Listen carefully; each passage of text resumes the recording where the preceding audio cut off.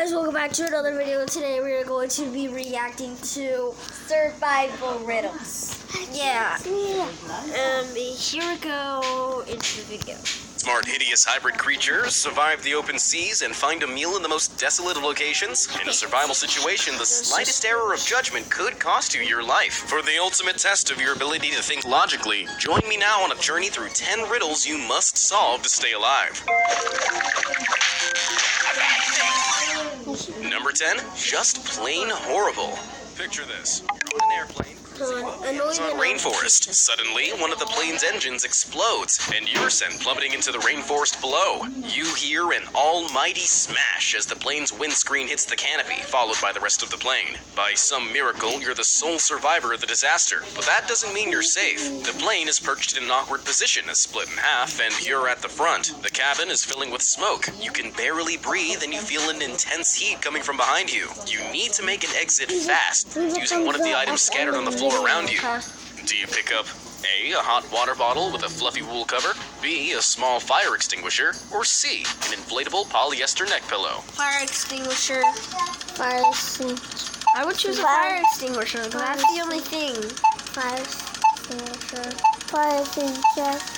Firstly, if you even manage to locate the raging fire, you'll suffocate long before you're able to put it out using the fire extinguisher as the fuselage is blocked. As for the neck pillow, anything made of plastic is to be avoided around fires. Plastic can melt onto your skin, causing third-degree burns. That leaves the hot water bottle. If you remove the wool cover and pour some of the water onto it, you'll be able to use the wool as a makeshift gas mask, which will allow you to breathe in spite of the smoke for long enough to figure out a way out. Your best shot is through an emergency exit, but if those are somehow blocked, make your way into the cockpit. After all, you heard the windscreen shatter, so you may be able to climb out.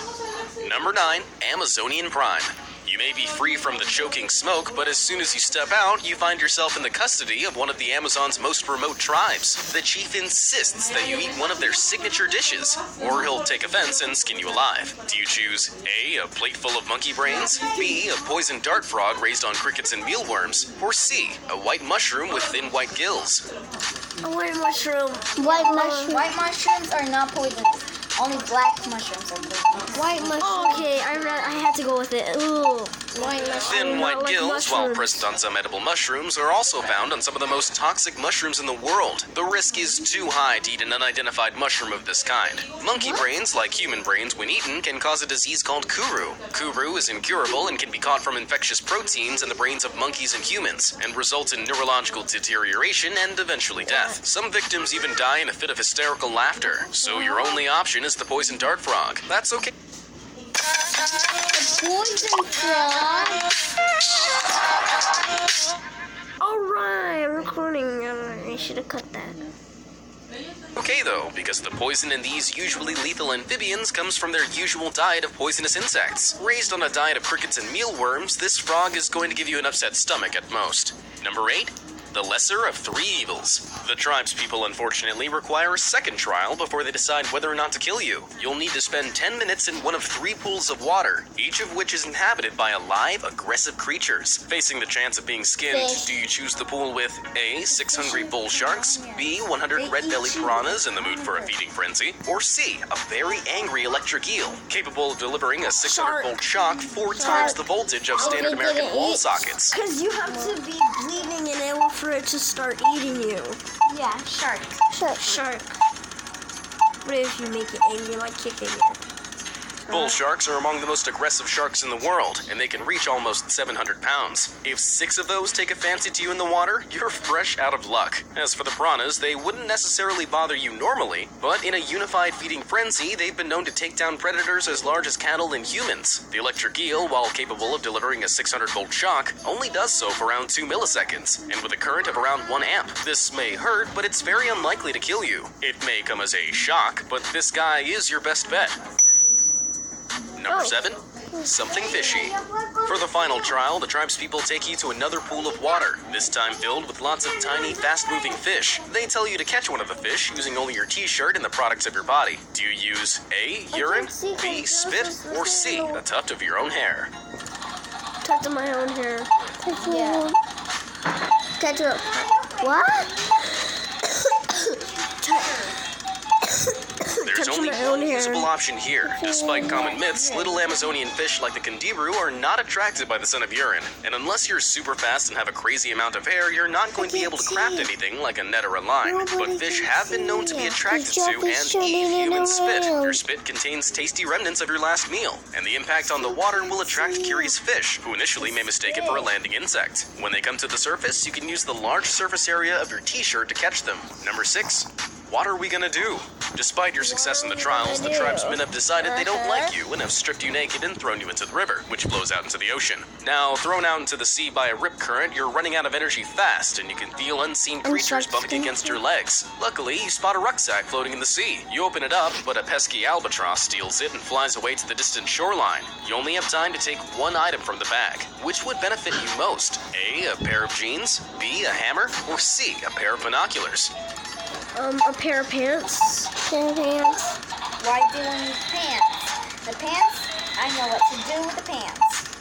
Wear them. The pants would keep You may you think the warmer. hammer will come in handy for fighting off whatever may be lurking below you. The truth is, in the rare event that any of the creatures of the sea choose to take an interest in you, it'll be almost impossible to swing that hammer fast enough underwater to do damage. Plus, the extra weight will only make exhaustion set in sooner. The binoculars, while potentially useful for spotting land, will add a similarly inhibitive extra weight. And besides, you already know where the shore is. You saw the albatross fly there. The jeans, on the other hand, are incredibly useful survival tools. Simply soak the jeans and tie the bottoms of the legs together in a tight knot. Then swing them over your head, capturing as much air as possible through the opening at the waist of the jeans. Immediately holding the waist shut underwater, you can put the inflated legs around your neck, and as long as you keep them wet, the jeans will function as a...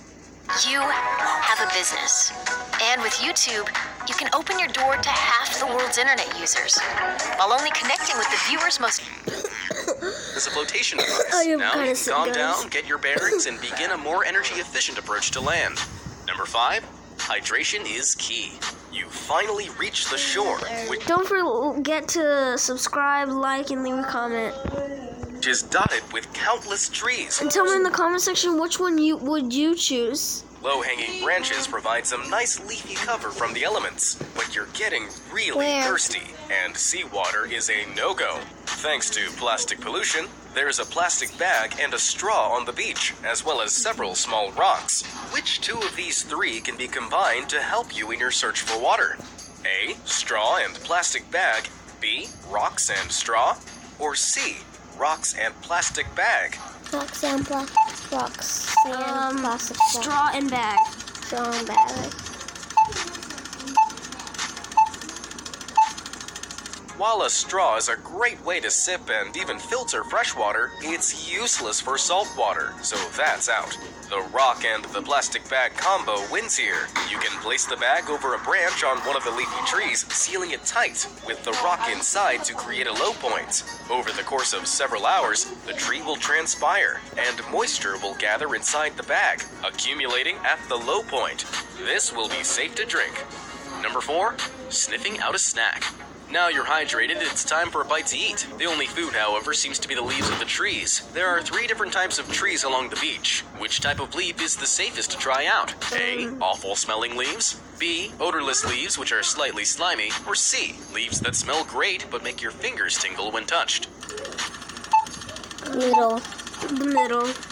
I'd rather go with the slimy one.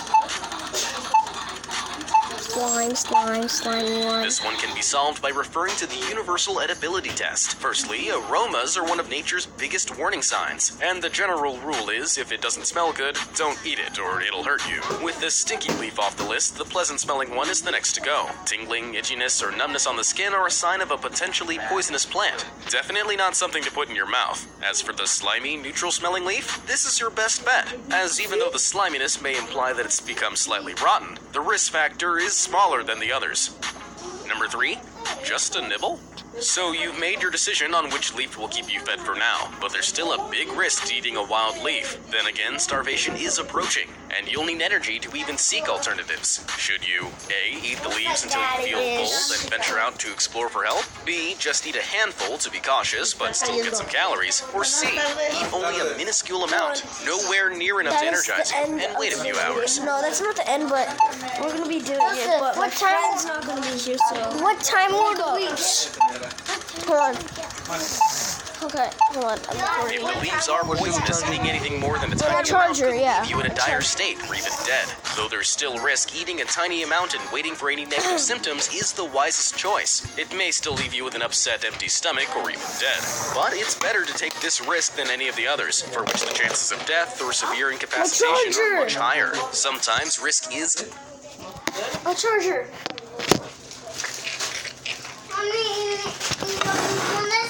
Ya tiene. Oh, here.